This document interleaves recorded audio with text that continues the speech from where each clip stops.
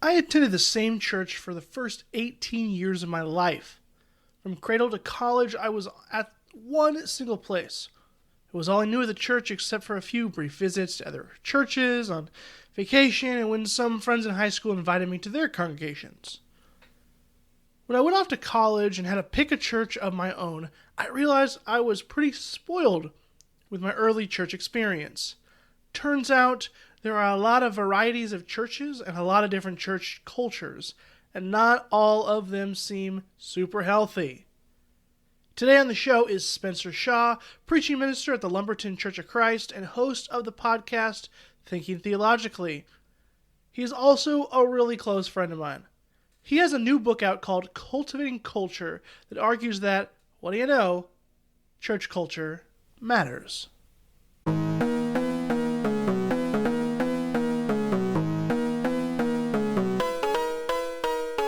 Welcome to Theology Meets World, hosted by me, Jake Doberenz. This podcast delves into the heart of real-life issues with theologians, ministers, activists, and writers who share their unique stories and insights. Keep up with the show at jakedoberenz.com/TMW and subscribe to updates and weekly funny newsletters at jakedoberenz.substack.com. Don't forget to rate and review the show and share it with your friends and your enemies. Now, back to your regularly scheduled programming.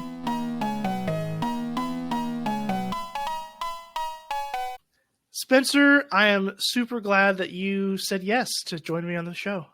Super glad to be here. We've had quite a few interactions on podcasts already, and they're always fun, interesting, hopefully informative. They are, and they often go very long. So we will see how today ends up. So we'll see, everybody. But yeah, absolutely. I'm glad you're here in Theology Meets World.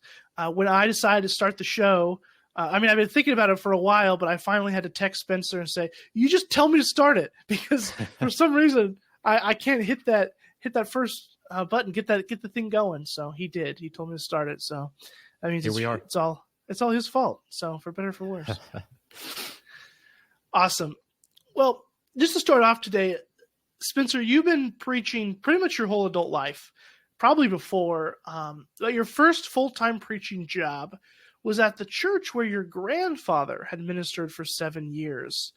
But he had also spent considerable time in the community even before that. So just to begin today, what was it like stepping into the pulpit as a young guy, fresh out of college? What was it like to now suddenly be preaching and ministering to this particular church? Well, long story short, I didn't have any idea what I was doing. And you just kind of make it work. It was especially an interesting dynamic when you step into a church where, my grandfather had been there for several years before, but like you mentioned, he'd been in the community for like 35 years or something like that at that point in time. So a lot of the people in the church I'd known my entire life. They'd known my grandfather for 30 years, and it was just I had worked with the church as an intern a little before that. So it's definitely an interesting experience. And like I said, as a young minister, didn't exactly know what I was doing, learning most of the things on the way, thought going into it that I knew what I was doing. And just for young ministers that may be listening to this, or church people, here's what happens. The young minister thinks that he knows more than he does, but he knows more than what you think that he knows. So the congregation tends to think that I know less than what I know, and I tend to think I know more than what I know. And sometimes that creates problems, especially if the church has a bad culture, that it can kind of light the fire to some of those problems that I think plague young ministers anyways. Well, that was a brilliant segue. Good job with that, to the topic today. And as you can see, like, church is in Spencer's DNA. He's been doing it for a while. He's at a different congregation now, but he really cares about the church and cares about the local communities. Now, Spencer, remind me here. Okay, so I've got to read your book, and at the beginning of the book, you argue that the reason why church attendance and participation is declining in the U.S. is because it's everyone else's fault except the church. Is that right? Is that what you say? Yeah, that's absolutely correct. No, I argued the exact opposite, that I think a lot of the problems that are going on in the church are our fault. We have messed things up. And that's not to say that, yes, the world is changing. Yes, there are things that are going on in the world that are new and different to the way they used to be. Yes, we're in a post-Christian world, or a post-Christian. I don't know what world we're in right now, but whatever it is a post-Christian world, and things are changing. But I firmly believe that as the world has shifted, what has hurt us is that we have had bad or non-thought out church cultures that have put fuel on the fire of what's happening in the world at large. So I think we kind of shot ourselves in the foot decades ago, but never noticed the problem, because there were just so many Christians, and churches were doing great, and you didn't have to, at least in my experience, you didn't have to worry about your culture. And then as society began to change, I think it showed us the problem that was always there. We just never quite realized it. And you said we're not dating this episode, so I hope this doesn't do that. But I literally, right before we recorded, I had an elders meeting, so that could have taken place at any time. I had an elders meeting, and we were talking about this. I actually pulled up the introduction to my book, and I read some statistics. It's like churches are going down. There are more members of Gen Z who attend church on a weekly basis than millennials and Gen X, which is surprising to a lot of people. Gen Z tends to be very spiritual. They tend to desire community and authenticity and social justice, and things that ought to be at the core of who the church is. And the fact that they can't find any of those things in churches is the fault of the church. It's not the fault of kids these days, as we tend to make it out to be. So our discussion in the elders meeting was actually, how can we be more genuine and more authentic? How can we better provide community? How can we better pursue social justice? How can we better do the things that maybe historically we haven't done that well on, and are reflected in the struggle that our church and all churches are having, just to varying degrees? And you add on top of that, I think COVID shined the light on that even more so. So it was already a problem, and then COVID had, and I think it woke us up to the fact that we have, I think, a culture problem in churches, and it's led to where we are today. And last thing I guess I'll say on that is, it's not always that, to me, this is important. It's not always that a church has a bad or toxic culture, though sometimes that's the case. In my experience, most churches have never thought about culture. They don't know that they have a culture. They don't know that they're cultivating a culture, and they don't know how to do that. Even if they knew, hey, we have a culture and we don't like what it is, we don't know how to change it. And I think that's the bigger problem than toxic churches that you see in the news, which are there. I don't think that's most churches. I think most churches just honestly don't know what they're doing. And that's why I wrote a book. Well, yeah, that's perfect. And leads really into the next question, kind of answers that. But if you want to talk real briefly about sort of what actually led you to write the book, and kind of all that sort of went on behind that particularly, is there anything specific that sort of motivated you or got you writing? I've had There are a couple of experiences that when I was thinking about that question that popped into my mind. I've had some experiences with some not so good church cultures. I don't know if I'd call them toxic church cultures. I'm not sure they extend to that point, but not the best church cultures. And what amazes me when you're in that environment and yet truth, the gospel is proclaimed or stood up for, and people end up shying away from that, or maybe even speaking out against it, or if you're in a church where there's some kind of semi-split going on and people are taking sides, the number of people that naturally gravitate toward the side of maybe an established leadership without any thought of what does the gospel say about it. I know that's been surprising to me, and asked, like, so how does that happen? Like, how do you get a entire church that you think about the news that can support and enable a toxic leader? Or even in a lesser degree, how do you get an entire church where when someone stands up and stands for what is true is going to be like, no, we don't want that in here? Like, how do you, and generally we're talking about good, well-meaning people who desire to follow Jesus. How do you get to that point? And in a lesser degree, this comes out of a sermon series that I preached at my congregation. And the theme for 2024 for our church is cultivating culture. That's where this name came from. And our thought was just on a lesser degree, like, how do we spur people on to be better involved in our community? So we think of social justice related things. How do we better create a felt need for community? So not just providing opportunities for people to find community, whether it be in worship or small groups or whatever it may be, but the felt need that realize people that they need community, that what they're missing out on, what's missing from their life is the community that I think God created us to have. Because just because people need community doesn't mean they always realize that they need it.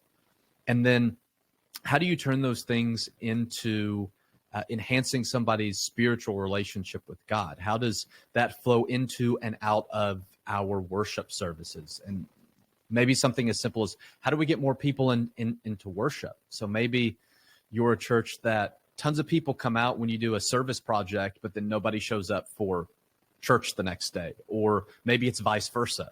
And you're asking, how do we fill out who we are as the people of God in this particular location? And that's what we were thinking about for the year, is wanting to focus on in our church. How do we do that? And for me, that was rooted in this idea of culture, that we wanted to be thinking about the type of culture that we are cultivating in our congregation so we could do that. And as I kind of mentioned, I know a lot of people in ministry, in church leadership, and I've yet to meet a church that isn't asking the same types of questions. Maybe not in the same words, but they're worried about the same things. They're asking the same type of questions. And I believe the answer for my church and for all churches is to think about culture. So I wrote the book not because I think I'm an expert on church culture by any stretch of the imagination, or that I actually think I have anything worthwhile to say, but hoping that maybe my book can be a conversation starter for churches, and particularly church leaders, to start thinking about culture. And hopefully that helps to move us into the future. That's the subtitle of the book, Creating Spirit-Powered Churches for the Future. That was the other thing that was important to me, is I think too often when we think about moving the church into the future, it is business strategy and finances and giving and attendance, and not the movement of the Spirit. And so I wanted to make sure that it's why the book, and you'll we'll talk about this more when we get into the actual book, but that's why it covers Paul's letters, because I'm like, I want it to be rooted in the Spirit inspiration of Scripture and not the best business strategy, as though sometimes that can be helpful. But I think most churches are pretty good at that. We're not always good at the spiritual discernment side. So I wanted to lean in more to the spirit there. Yes, and your book is timely and important, most definitely. These are the questions that churches are struggling with, the ones I've been a part of on staff and as a member. And it's something that just other people in the world are taking note of, and we cannot ignore that. Just the other day, I had a conversation with a 41-year-old man who self-described himself as an apostate. He owned that label as an apostate. And he said, he's like, I've been to lots of churches over the years.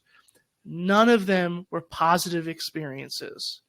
Now, it's hard for me to believe because I've had some really good experiences in church, but that's an experience of a lot of people. No positive experiences. He said he's never met a pastor that wasn't manipulative or church members that weren't judgmental. And that's really tough to hear, but that is his experience. And I don't like that at all. So that's why something like your book is really important. And, while I marked down some notes to dock your pay because you dated the podcast like twice now, I was hoping you could really just define culture for us and talk a little bit more about what it means for a church to have a culture. You've touched on this, but kind of give us some good, succinct definitions here.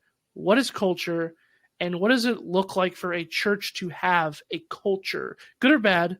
What is that concept of culture?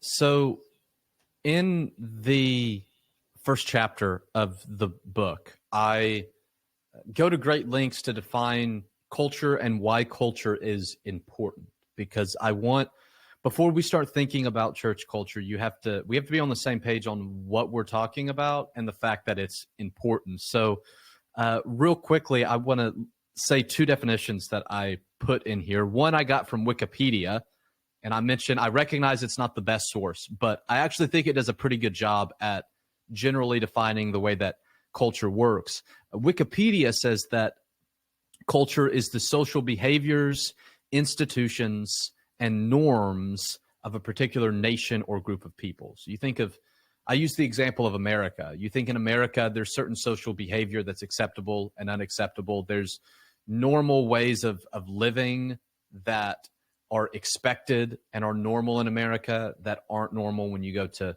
other countries. There are institutions that impact American society that are unique in America. So American government or state government, it influences life for people in America, American culture, but it's not going to do a ton, though it does, but not a ton to impact the culture in France or something like that, outside of some bigger world politics as well.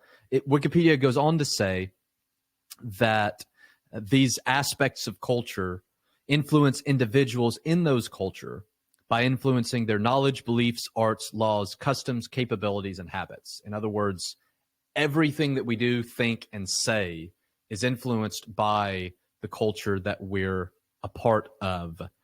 Another definition that I took was from the sociology department at Texas A&M that says that culture is a way of life of a group of people. The behaviors, beliefs, values, and symbols that they accept, generally without thinking about them, and that are passed along by communication and imitation from one generation to the next.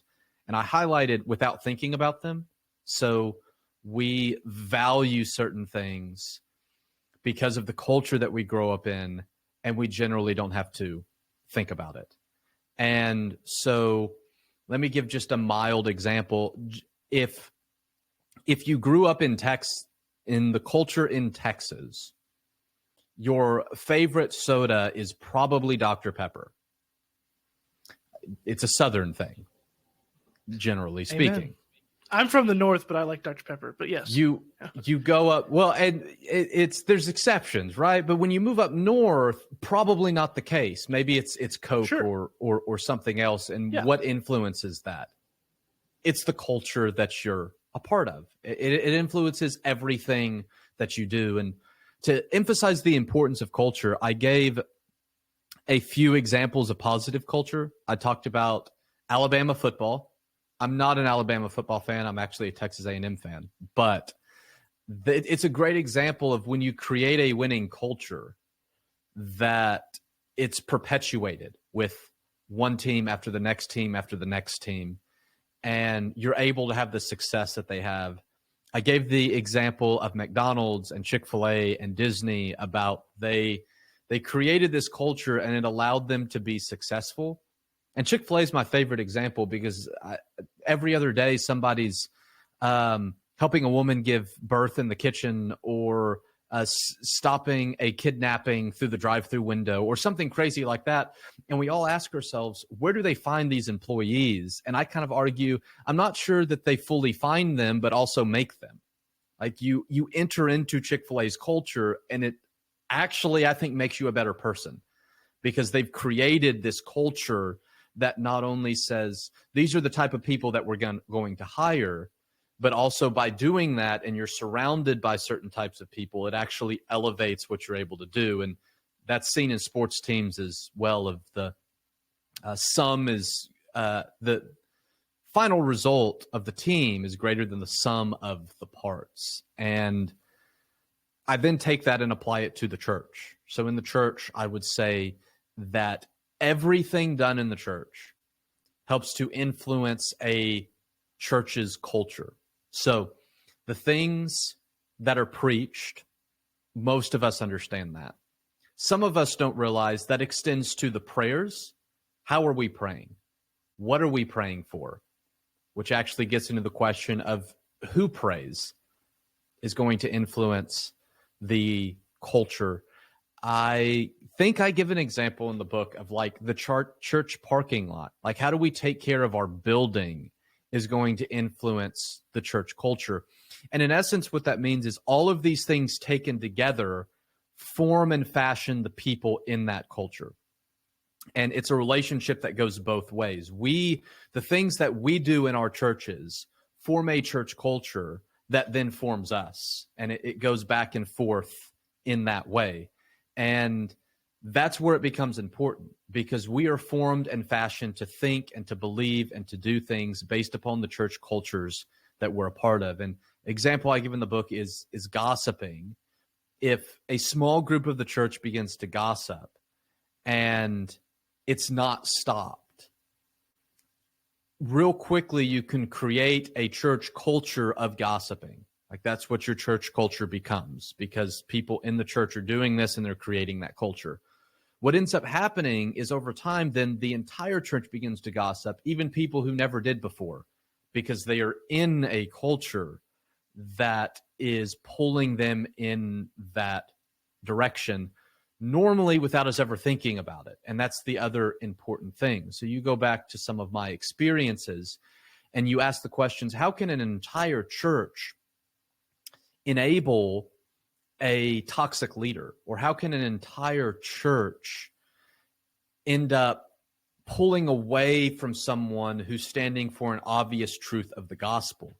Well, if they've been in a culture long enough where the things that are preached and the things that are prayed and the way the building's taken care of and the way that you talk in the foyer and the way that the eldership leads creates a culture that says or does or supports one thing, people will end up doing that and they won't ever think about it. They will just assume this is the right thing to do because the culture has conditioned them to do that, which means when we talk about who our church is going to be, and the key line that I come back to time and time in the book is that I believe churches are called to be active participants in God's story. And to real simply explain that, we're all a part of a story. So whatever story we understand ourselves to be a part of is who we understand ourselves to be. So the best example to me is a child. If a child grows up and the parents tell them all the time that they're going to be a doctor, they put themselves in the part of this story where they're going to be a doctor. That's probably what they end up being. If parents tell the child that you're never going to amount to anything, that becomes their story, and they're probably not going to amount to anything because of the story that they are a part of. We're all a part of a story.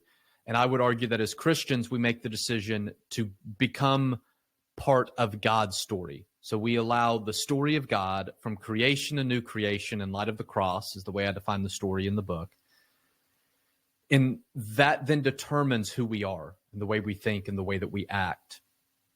And I say active because I had someone point out to me, technically everybody's a part of God's story because God wins in the end. And I was like, that's a good point. God ultimately gets God's way even in our disobedience. But as Christians, we choose to actively participate in God's story and to actively move God's story forward. And so if that is our desire, that can only happen if the culture facilitates that. Because if our actions create a culture that then creates us, then if we want to participate in God's story, that not only the things that we do, but the culture that we create has to facilitate that. Otherwise, that's just not going to happen. And the problem being, as I stated at the beginning, I think a lot of churches think, well, as long as we preach the gospel, that will happen. Not necessarily the case, because everything influences a culture. Like, how many times in my experience have I preached a sermon and said one thing, and in the closing prayer, the opposite was stated? And so what culture are we trying to create here? I think that matters if we're going to participate in God's story. It does matter. It definitely matters. And you make a very strong case that we have to think about this and has to be deliberate and intentional. I often use the metaphor of, as Christians, as people, we are paddling upstream. If you just let go of the paddle, we're going to go backwards. We're going to go with the way of the world. We have to be intentional. It requires some work and effort. And you're right. We can't just, open scripture and stick a Bible in somebody's face and expect everything to be good. To think about this, deliver everything. And, your definitions listed so many things that have to do with culture, and it's fair. It's right. The way you decorate the foyer, everything, right? Whether you have a flag on your stage or not, these things shape us and teach us messages. Everything is communication. Sorry, that's my communication studies minor coming out, but we'll get back to what you're talking about. And I want to dive into your book even more, because the bulk of your book is talking about the Pauline letters, which Pauline is not a way to say a female version of Paul, like sometimes people think when I say that. It just means the letters that Paul wrote, that are attributed to him. And the bulk of your book is dealing with him shaping culture. And, we have the section called Pastoral Epistles, but truly they're all pastoral. That is what he's doing. He is pastoring these, he's shepherding these churches and trying to create cultures. And I'm really on board with your project here. I touched on some of this kind of stuff in my master's thesis, where I talked about how Paul's view of spiritual formation is, I use social identity theory. He's trying to say you have to be socialized in this identity. I didn't use cultural language, but it's that same thing. Yeah. And I just kind of arbitrarily chose one section of your book to talk about, and that's Paul's letters to the people in Colossae. We have Colossians, but we also have Philemon. Maybe these aren't, in my experience, the most popular books, but there's some really good stuff going on in them. And you say, through these letters, Paul is trying to form a culture of reconciliation in that church community. So can you just kind of talk to us about what does reconciliation look like in those letters to the community at Colossae? Yeah, so fun fact, real quick. I think Philemon was the first book that I wrote a sermon over. I was Old. probably like 8 years old or 10 or something like that. So I have a love for the book of Philemon, though it's very short and we kind of skip over it and sometimes forget that it's there. But so in Colossians, what's interesting is Paul kind of creates a theology of reconciliation and presents God as a God of reconciliation. And for Paul in Colossians, that starts with God's reconciliation of heaven and earth, which is not always what we think about reconciliation. We think of reconciliation as two people have a fight and they become friends again.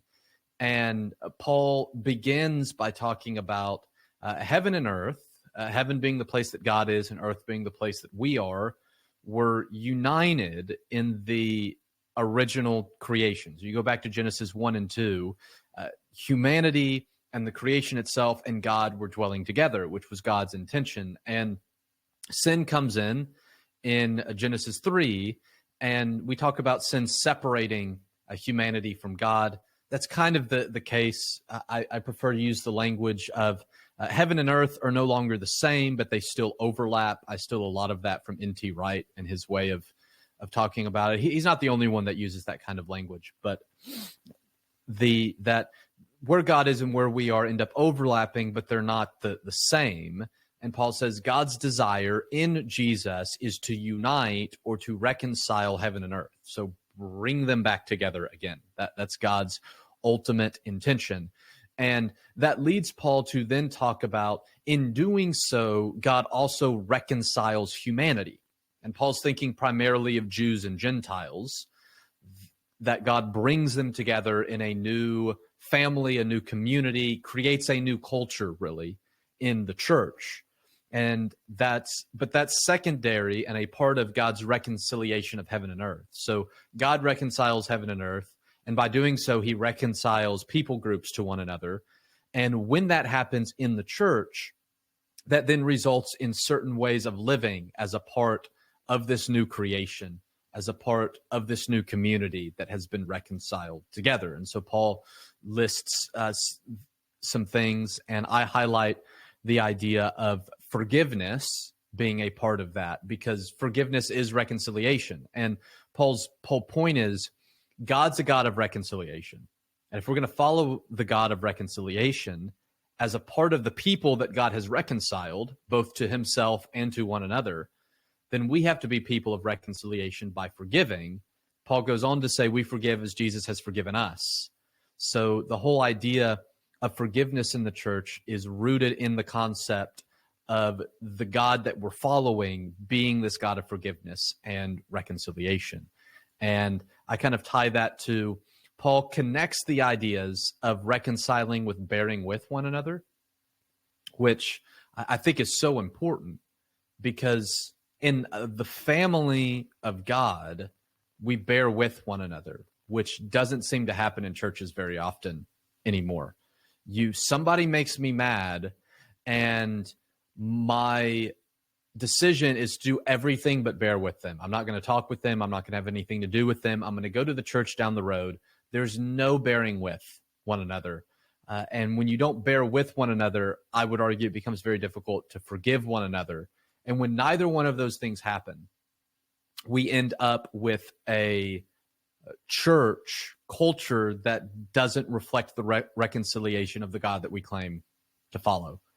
And so I talk a lot about forgiving each other, bearing with one each other, loving each other, because Paul says that binds everything together in perfect harmony. There's reconciliation language, once again, through the love that we have for each other, which in my experience, like I said, doesn't happen very often in churches, which is very unfortunate. And I define forgiveness in this way. I say that forgiveness is no longer being controlled by a person's past actions. And that's the best definition. I'm sure it's not the best one out there. It's the best one I've come up with, because I think what happens when somebody does something in the past that upsets us and we allow those actions to control us, we treat them with hatred or with envy, and the things that we say to them, the things that we think about them, and things that we do to them aren't very good.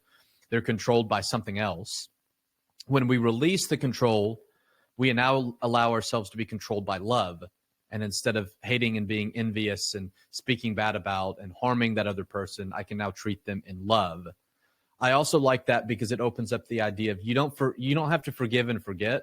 So I give examples of somebody at church steals the money. You can forgive them, but you don't put them back over the money. Like, that's a very simple example. But sometimes our definitions of forgiveness are along the lines of forgive and forget. And I'm like, that's not the way that it works. And that particularly troubles me in areas of abuse, of telling people to go back to abusive situations.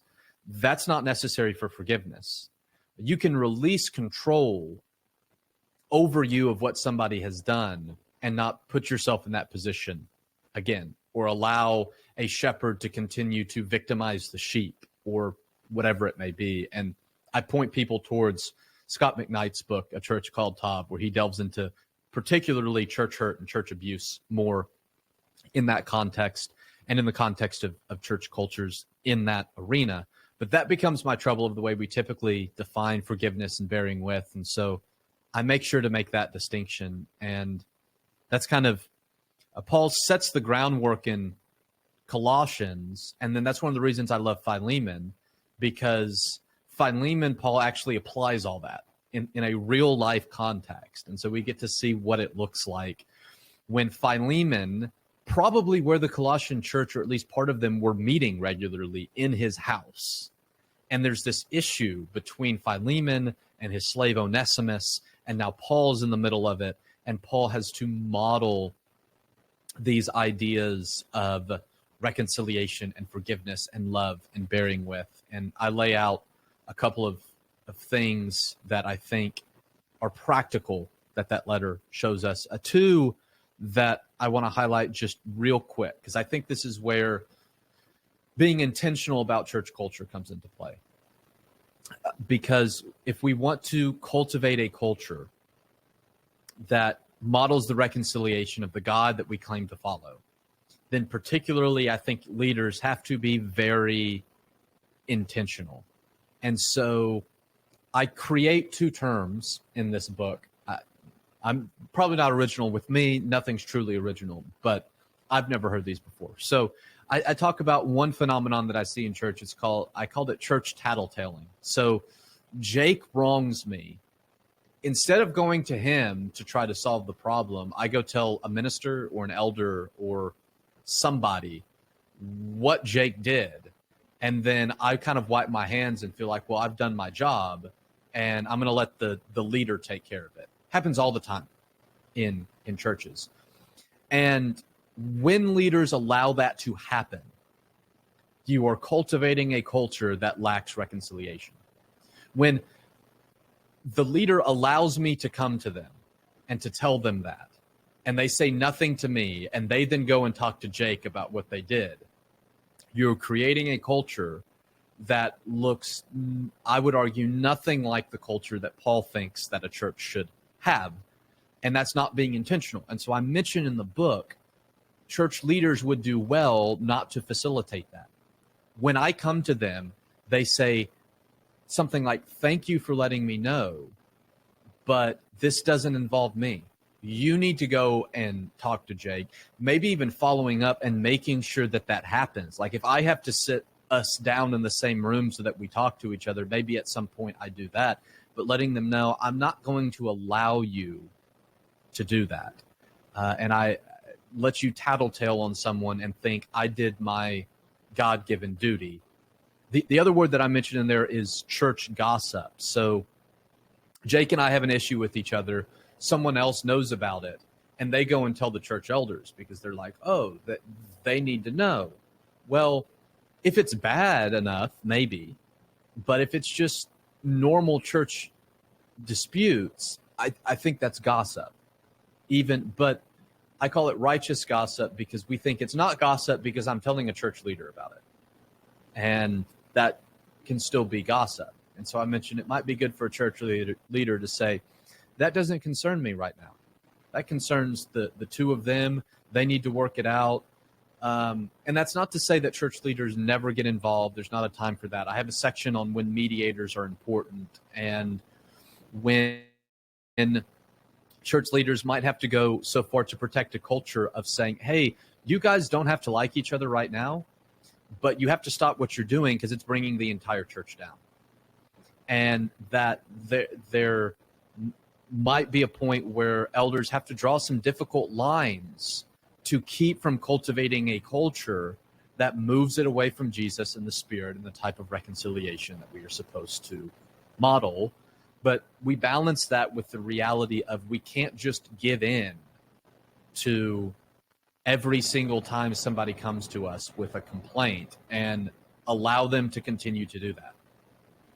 And sometimes they need to be told, no, you're not going to come and tell me this. You're going to go talk to them about it. I'm going to walk you by the hand over to that person, and you're going to, maybe you don't actually do that. But my point being is we have to be intentional. Because when we think about culture, we don't realize that the way particularly we as leaders respond in those situations is going to set the standard for what the rest of the congregation is allowed to do, and more importantly, what they think is right to do. They're going to look to us as leaders and say, hey, that's the way they handled it. That must be the Jesus way to handle it. That's what I'm going to do. And when we facilitate people doing things in a non-Jesus way, we've now created a non-Jesus culture where Jesus and the Spirit are absent. And we do that with a ton of other stuff that are the topics of some of the other chapters of the book. But so we'll read the rest of the chapters, then, is what you're saying. Read the book. Perfect. Go get read the book. Read it. Read it. Buy the book. Buy a couple copies. Yeah, exactly. Spencer, that was an excellent application of what was going on with those Colossians. And I loved how you speak to what the whole point of the podcast is, Theology Meets World, where we set the theological foundation, but then, like, how does this, like, apply to how we live? And I love your application of that with reconciliation.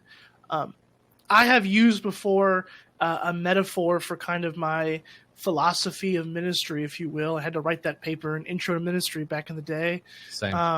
Yeah.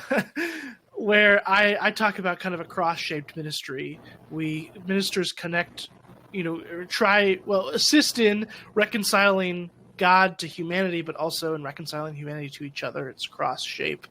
I appreciate you speaking to that. You talked a lot about some practical applications of that, but I want to leave with just kind of a general final question here that we ask everybody on the show. So before we end, leave the audience with just one practical action they can do right now to live their faith fully for Jesus. What challenge do you offer our listeners to put into practice this week? I would say be intentional.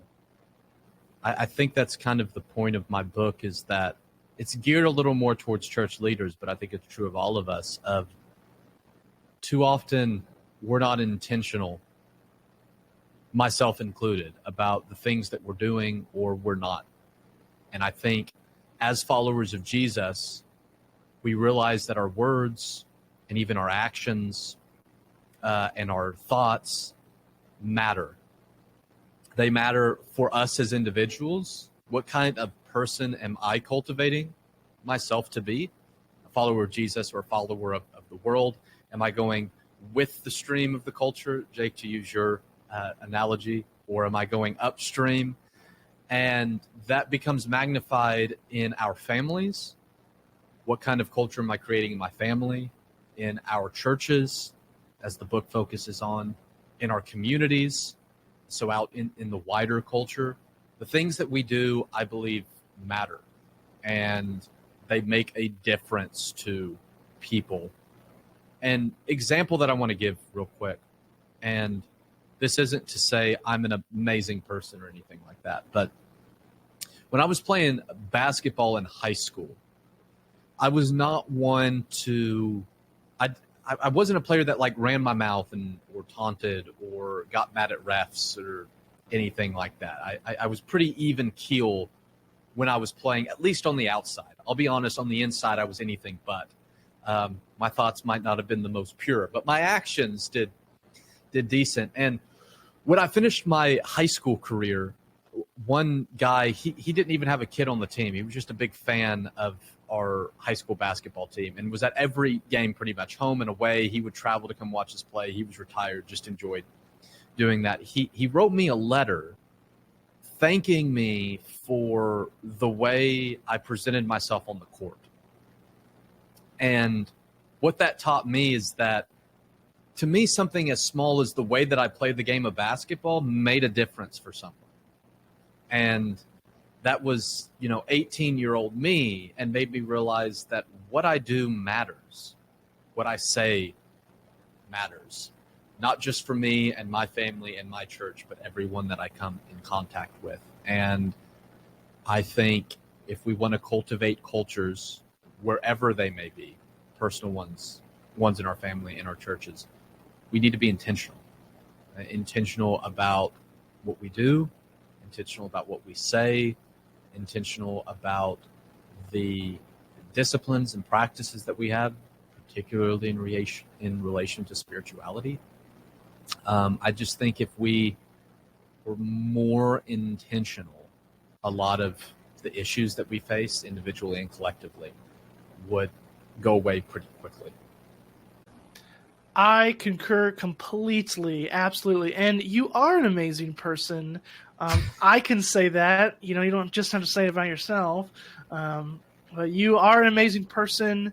Again, Spencer is host of the Thinking Theologically podcast. There you go. I've been on it before, but you can check out the other episodes. They're all right too. Pretty big fan of all this content that Spencer puts out. And you're working on your PhD too in New Testament. Has that gotten going yet? Risking dating this podcast again. Oh yeah. That's fine. Just do it. But I imagine by the time this podcast, I won't have officially started that, but hopefully we'll be gearing up to officially get started on that project. It would start pretty soon. Okay, awesome. That's awesome. Doing historical Jesus stuff, nerding out. Super cool. Well, this has been Theology Meets World. I've been with Spencer Shaw. Check out all his stuff that was mentioned. Check out our show notes for all those relevant links as well, so you can go and get his book. So thank you so much for being, for listening, and for Spencer for joining us today with all of your wisdom. Thank you.